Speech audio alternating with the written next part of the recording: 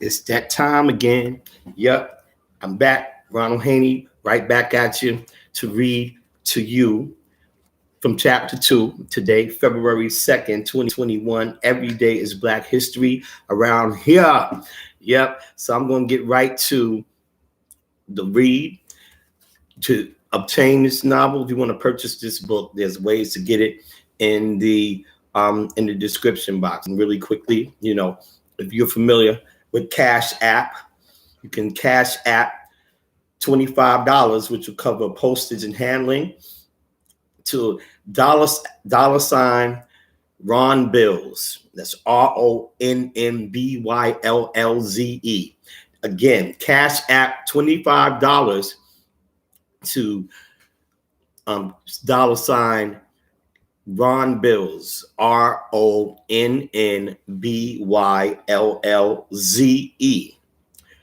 Again, Romeo, Oscar, November, Bravo, Yankee, Lima, Zulu, Echo, and it's a dollar sign in front of that for all you Cash App users.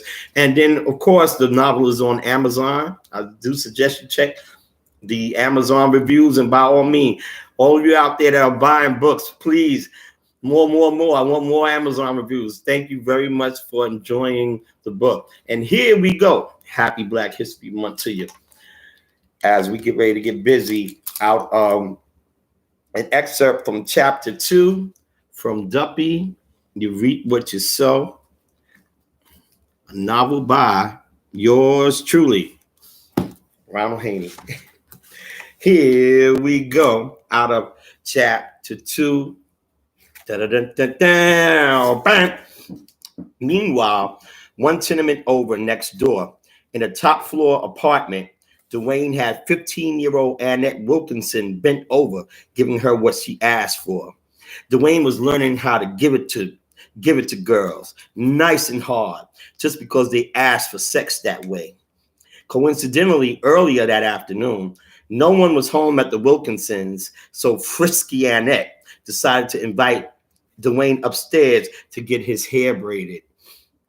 She also wanted her ex-elementary schoolmate for an afternoon romp in the sack. Annette was on her stomach, bent over the side of her mother's bed, with her head squashed into her mother's pillows for the first round. And then she was bent over the windowsill for the second round, needing it not too hard for 3 reasons. 1, she just had to have more, and it hurt the first time. 2, she didn't want to fall 5 flights head first down below to 117th Street. And 3, to keep a lookout for returning relatives. When Dwayne finished his second doggy-style deed about 20 minutes later, he found himself running to the roof to dodge some of Annette's older brothers and sisters who were on their way home, walking up the street. Pigeons scattered as he blazed through their nests, running straight across the rooftop to his building. Dwayne climbed down the ladder into the hallway, and Barbara Nelson was standing right there in front of apartment number 51, watching Dwayne's each balancing grab of descent onto the ladder until he was standing physically level on the 5th floor to deal with her face to face. Barbara, a tiny brown-skinned woman, larger and louder than life, yet only 5'2", at 110 pounds, was in her late 50s. She resided in apartment number 52, down the hallway, on the same side as Al and Dwayne, right next door. She was in her position, tapping her foot, lips pursed in usual form, with her eyebrows arched suspiciously, wearing her favorite aqua blue clip-on earrings and platinum blonde curly afro wig. She awaited her neighbor's grandson to speak another lie, just to let him have a piece of her mind, because she always felt justified to do this. While some of the neighbors described her as the nosiest living woman disgracing planet Earth and the biggest troublemaker on 117th Street, she just happened to know Al and Dwayne's total family history and claimed to know the history of everyone in Harlem since the 1940s. Barbara met Al Carter the summer of 1941 when Al asked her for an autograph and a date after she performed a jazz set in a bar and grill near the Cotton Club, in which she turned him down. Not knowing Al was 10 years her senior, Barbara refused to date a country Negro shoeshine boy with no future except shining them old phase shoes downtown in Penn Station, she would say.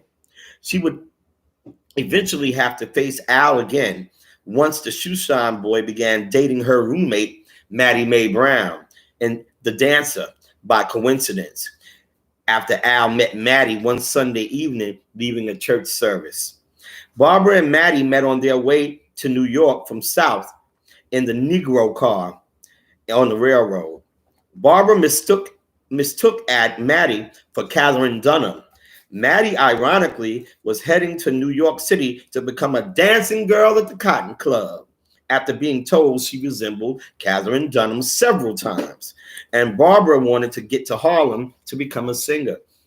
The two women became fast friends, bonding with artistic conversation. And the women eventually became roommates in Harlem, hoping their future would come to fruition in the Black Mecca, land of opportunity. Did you lock the roof properly, baby Al? Of course, said Dwayne, walking away from her down the hallway towards apartment number 53. What you doing coming in that way? 128's got a front door. Only muggers and thieves drop through a roof. Well, I guess I'm a mugger and a thief, he snapped, sarcastically, banging on the door. Look at me, baby Al. When I talk to you, don't you keep your back turned on me, baby Al. You ain't got no respect for your granddaddy, but you sure is going to have it for Barbara Nelson, honey. She usually said her wordy speeches only getting time to breathe when she waited on her opponent's response. While Barbara yelled at Dwayne, Al, awakened by their voices, snatched the door open. Barbara Nelson, what the hell you harassing my grandboy for? He ain't got no damn respect, Al Carter, whatsoever. What are you doing coming in through the roof? Is that any of your damn business? You're damn right, Al Carter. Everybody's business is my business. Dwayne chuckled to himself. Excuse me. I got to get to the bathroom, he said, trying to get past Al, who blocked the doorway. Wait a minute. Al stopped him. Did you just come through the roof? He looked at Al, then back to Barbara, and grinned. No, Pappy, I was just coming from downstairs in front of the building. You damn little red liar! Don't you curse at my grandboy here. I'll curse at that fool behind it. I'll be Carter. Dwayne went to his bedroom, fell on his bed, and laughed his head off while Al and Barbara argued in the hallway close to 15 minutes. Listening to Barbara fuss was familiar to everyone who knew her or lived in the building for the last few decades. By the time he reached his 15th birthday, Dwayne grew past 5'11", smoked cigarettes, drank beer, and loved having sex. Annette from next door and Nadine from across the street had stopped being friends over a can of hairspray. The perfect news for his ears, he divided his body between the two girls. He had been suspended from school twice, once for fighting a teacher, once for fighting a student. He spent his days cutting classes, running from the truancy police with his boys, Patrick, Eric, and Sean. They frequented hooky parties everywhere, meeting girls from other high schools, riding the subway all over New York City. Sometimes the guys drank beer in the morning before their first period class, becoming nice and tipsy before 10 a.m., leaving school before the afternoon. Patrick barely passed to the 10th grade, while Dwayne, Sean, and Eric were held back in the 9th with major classes to make up. The summers were spent doing the usual. During the daytime, there were open fire hydrants for many city dwellers who loved running through the spray to escape the heat. There was b-ball, house parties, fist fights, girls, and more girls. Stickball and plenty of bike riding in and around Central Park with lots of Papa Wheelies and racing. If you didn't own the hottest bicycle, you stole the hottest bicycle. MFSB's Love is the Message was the melodic message in the air, and a whole lot of sounds of funkadelic. Hip-hop music solidified itself in the communities and laid its foundation, spawning great artists such as the Sugar Hill Gang, Spoonie G, Curtis Blow, with groups like Grandmaster Flash and the Furious Five, destined to take the art form to higher levels, and the boys loved every minute of it. Movies here and there, summer youth jobs, rucker games across from the polo grounds, and the battlegrounds block jams uptown were a must. The 14s did everything in their power to make every block a house party in the area. Patrick usually missed out because of his very strict family. Hailing from the tropical island of Jamaica, he was the middle child of 7 children. His parents, Bradley and Dora Chambers Livingston, migrated to the United States in search of greener pastures in the early 1970s. Upon arrival, Bradley took factory work until he was terminated for challenging his Caucasian boss. And shortly thereafter, he found work in the construction business, and he sought his green card, sending for his wife back home. Once Dora arrived in the United States with her visa, she continued her practice of nursing, like in their native country. While Mr. and Mrs. Livingston made money in the U.S., their children remained in Jamaica, parish of Manchester, town of Mandeville. Eventually, all of the Livingston family would move to the largest and most populated city in America, New York City. Patrick, then 7, was excited by all the strange, tall buildings as opposed to banana trees, sea breeze, and simple island life. Patrick's older siblings, Nigel, Franklin, and Hyacinth, fought in school every day. They were often taunted by the American-born children because they didn't dress hip or their colors never matched, and especially because of their Jamaican accent. They were told by many people of their own skin color to go back to their own country, and they were called monkeys or coconuts. Mr. and Mrs. Livingston couldn't believe how rude, cruel, and standoffish the Black Americans were. With the West Indian population increasing in New York City, the Livingston family decided to associate with their own kind. They refused to deal with the Yankee people then, loathing American-born blacks. Practically raised in Manhattan and learning how to fight physically for acceptance and stand up for his rights, Patrick started to enjoy his time with the American kids who stopped bullying him. His parents were mystified by his behavioral change, scolding him for not being true to his West Indian heritage. They expected the Americanized behavior from their younger children, Andrew, Rose, and Sharon, who were born in the United States.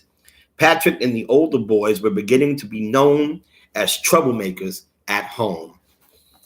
Thank you very much for tuning in. That is out of chapter 2 from Duppy, You Reap What You Sow. Again, how to get this book is in the description box. And I told you earlier in the beginning of this video, God Spares My Life tomorrow is February 3rd. And at some point, I will be going live here on YouTube to read to you from an excerpt from chapter 3. Can't read you the whole chapter because then you're not going to want to buy the book.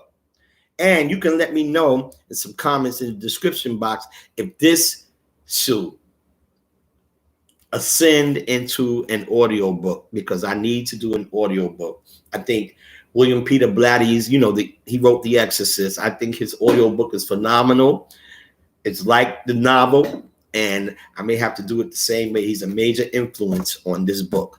But until then, thank you very much for tuning in, and I hope that you tune in tomorrow for chapter 3 out of Duppy, You Reap What You Sow.